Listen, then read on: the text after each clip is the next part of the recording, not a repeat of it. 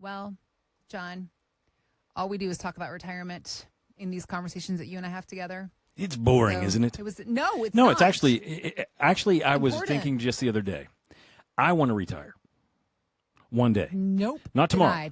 Denied. Declined. Pushing the no button. Denied. Yeah, I know, but it's the first time that I thought, one day I want to live the life I keep talking to all my clients Right. about. There I was is like, that. man, I could do an African safari. I could do a Mediterranean river cruise for 30 days. I could rent a whole lake house and let all my family come at various times when they could come see me. We can take out the bass boat. We can take out the dream. pontoon boat. I'm like, man, who doesn't want to live that life? Ooh, I could snowbird. I could go to the places where it's warm when it's cold here, and I could go to some place cold when it's warm there. I could do anything within reason that I wanted. Who doesn't want to do that? And also, you're like, man, I sure do have a lot of good ideas for everybody else. For everybody else. I got great ideas for everybody else. For me, nope, not so good. Denied. I'm going to get up at Declined. 6 and start doing what I do again. Well, when it comes Terrible to this idea. space that you exist in, there are obviously others that have come before you, and you all do. You deserve your day when it finally comes. And even Warren Buffett is saying, I've had enough. I'm going to retire. 95 years old. He's put in his time. He 95. has. 95 Yes. years old. Warren Buffett is going to be 95 years old. It's a fake retirement. He doesn't He's look not a even- day he's over not even- 92. I mean, he he's looks not- great. He's not even fully retiring, though. And he still Like, eats McDonald's and Coca-Cola every He day. I mean, does. take that. All of those Simplicity. physicians out there, it's just like, man, what do you say? You can't. The guy's got good genes. Keep it simple. He is retiring at the end of this year. He will be 95 years old. The Oracle of Omaha himself has stood by some very basic, if you will, investment rules. And Sure. these are three main points he is always touting and laying his laurels upon. 1, research your stocks. Know what you are buying and hold them. 2, do not let emotions or politics guide your investment decisions. And 3, above all, do not lose money. Sure. Now, and I understand that overall goal of not losing money, of course, when it comes to our market investments. We know that there are ups and downs involved in that, John. But Sure. does this investment style still hold up today? Absolutely. So a lot. I've done a lot of research about Warren Buffett's strategy, and most people aren't maybe aware that he studied under Benjamin Graham, who wrote The Intelligent Investor. I mean, it felt like it was the turn of the century. It wasn't quite that long ago, but he was also his professor at Columbia, so pretty smart guys from the very beginning. Yeah. But one of the things that Warren Buffett is what they call a value investor, and value investing has not been nearly as good as growth investing recently. But this is what I'm saying. I've done a lot of research on this recently. Okay. What he's really saying is when he's saying, hey, select good companies and hold them for the long run, here's what he's saying. It has nothing to do with individual stocks. It has to do with, hey, make a plan and stick to it. That's really what he's talking about. Because if you look at the way he wants his money managed when he's gone for his wife, they want to own exchange-traded funds, which is the whole basket, like the Standard & Poor 500, and just hold it. So when you think about it, what he's saying is, hey, have a plan, like invest in good quality American companies, and stick with it. Hold it for the long run, right? So that's the biggest thing, because a lot of people get very precise and fixated. We talked a minute ago about people getting fixated on things. Basically, just get a plan and stick with it, because it'll probably work in the long run. It's when you jump on and off plans that stink. But I think what you asked was, do those things that he talked about still hold up? Yeah, I mean, make a plan and stick with it. Don't let emotions get involved, and don't lose too much money, right? Yeah. If you think about it, those are timeless. I mean, whether he said them, I bet they were said 800 years ago by someone else in a different country, in a different language. I'm sure the Greeks said something about that too, because they are just timeless thoughts. 800 years from now, whenever we're speaking Klingon, or whatever we're going to be speaking, I have no idea. But whenever we're doing all that, my guess is those will still be good. Hey, have a plan. Stick to that blasted plan. Don't let your emotions screw everything up. And don't lose too much money. I mean, that's almost like you could almost use those rules for anything. Dating. Right. I'm thinking about my 15-year-old daughter. It's kind of like, make a plan.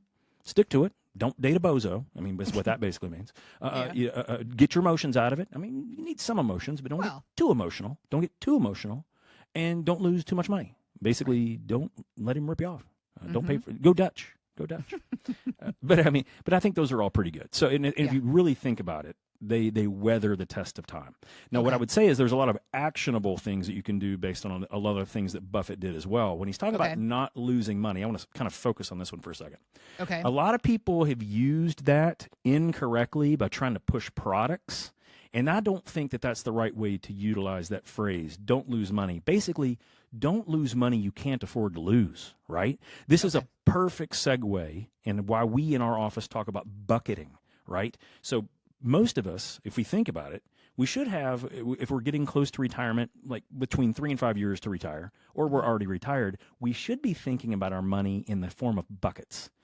The first bucket is money that we're going to need to use that year. So what's going to be included in that? Well, if we got Social Security check coming in, that's going to be in that bucket. We get some Airbnb income, some rental income, that goes in that bucket. And if we get some dividends and stuff that pay in because we're going to need to spend that money, that goes in that bucket. We're going to use that every year. That's what we're going to live off of. Okay? Bucket number one. Okay. Bucket number two, what I call the middle bucket, this is bucket that we need to produce that income that we're going to spend next year, right? We need it to produce that money. So maybe this is that rental property that's producing that income, right? Or maybe this is those good quality equities that produce dividends, or these are bonds that pay a payment, or these are CDs that we can rely on to pay that income. That middle bucket is the money that we know we need to generate that income that we want to spend. Most people I have found do not bucket mentally for that middle bucket. They don't have it. What they do is they just put all their portfolio together and say, I'm going to spend about 4% a year. I'm just going to pick at that bucket. I'm going to sell stuff if I need to, just pick at that bucket, and I'm going to spend whatever I pick at. Guys, that's unfortunately, it's what most of us do. It's just, I don't know. Maybe it's the mentality. Maybe it's the human mind, how we think about things. But it's not very efficient. Because when Warren Buffett's idea was don't lose money that you can't afford to lose, we cannot afford to lose that middle bucket. Why? Because it's what we need to produce our income so we can live in retirement. Now, the third bucket, the last one, is what I see most people have their money in. It's what we call the later bucket. This is like your 401k. You got, small cap, mid cap, large cap, international, bonds, cash, whatever you got, all those things. And it's what are we putting in that 401k for? For later. We're building up that bucket, and it's growing and growing and growing and growing, because one day we're going to need it to produce an income for us so we can live in retirement. But most people, they just put everything in that growth bucket in their mutual funds or whatever they own, and they just pick at it. And guys, that's unfortunately where things mess up. So one of the greatest things that Warren Buffett talked about was don't lose money. He's talking about, in my world, what I say is he's talking about that middle bucket. We need to be certain that middle bucket we can't lose. It's either insured against loss, like FDIC, or it's insured by an insurance company, or it's fully protected, or it's collateralized, or it's guaranteed. Whatever those terms you want to use, we want to make certain it can't evaporate because of tariff talks or because of another technology meltdown, or whatever the reasoning is, right? Yeah. So we're starting to engage in a little bit more dialogue right now, at least the administration is, with China.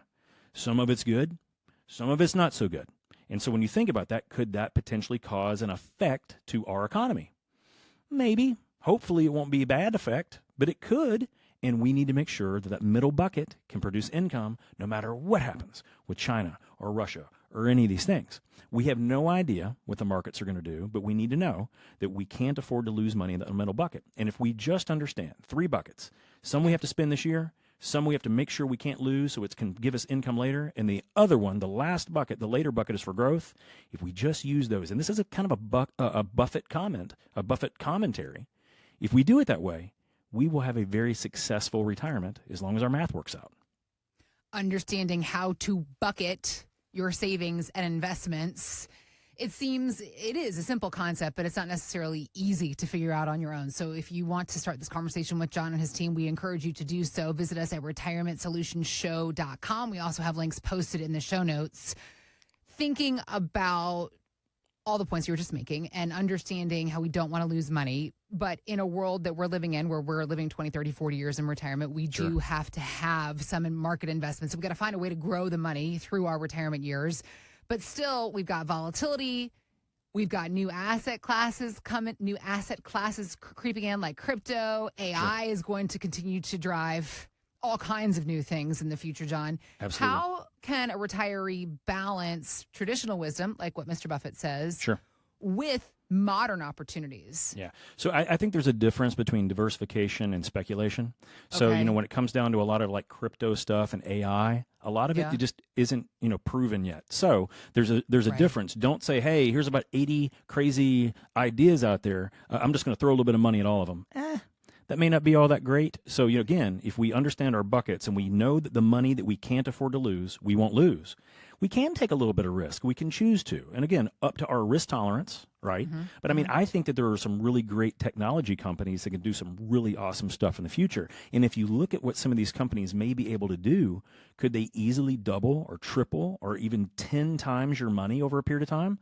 I literally think they can. Now, do we want to put all of our money in it? No, Right. because we can't afford to lose all of our money. But does it make sense to use portions, like 3 to 5% of our portfolio, in something like that over time? Yeah, it's wise. That's how he did so well, over time. He invested in quality companies that had the opportunity to grow a lot.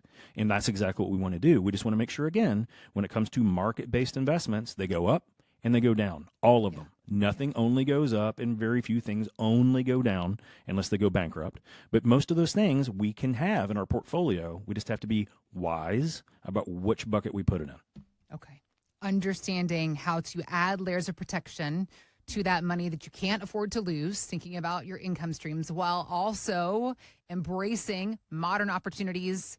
I mean, now more than ever, it's only going to continue to become more and more complex for people that are in retirement to understand how to move successfully through this next phase of your financial life. But you don't have to do it by yourself. John and his team, J. Hagan Capital, they are here to help. So visit us at retirementsolutionshow.com or just click on the links we got posted in the show notes.